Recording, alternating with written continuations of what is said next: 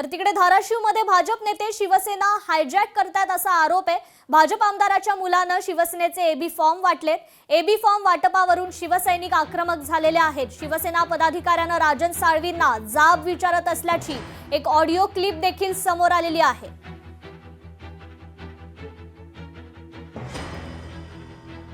तर याच संदर्भात स्वतः शिवसेनेचे नेते राजन साळवी आपल्याशी जोडले गेलेले आहेत।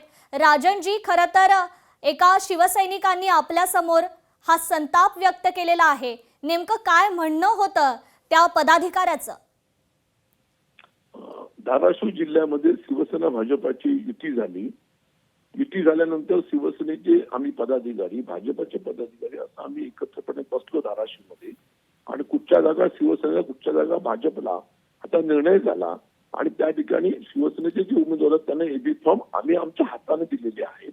त्या संपूर्ण जिल्ह्यामध्ये 3 आमची प्रमुख लोक आहेत।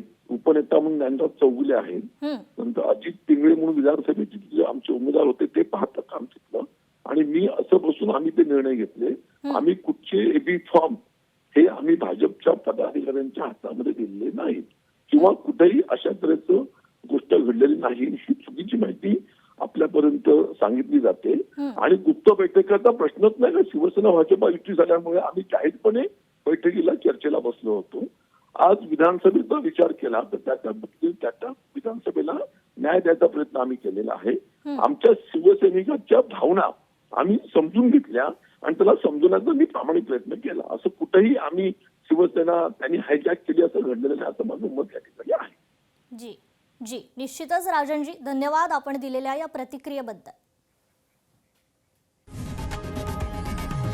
लोकशाही मराठी ऐका, पहा, जागरूक रहा।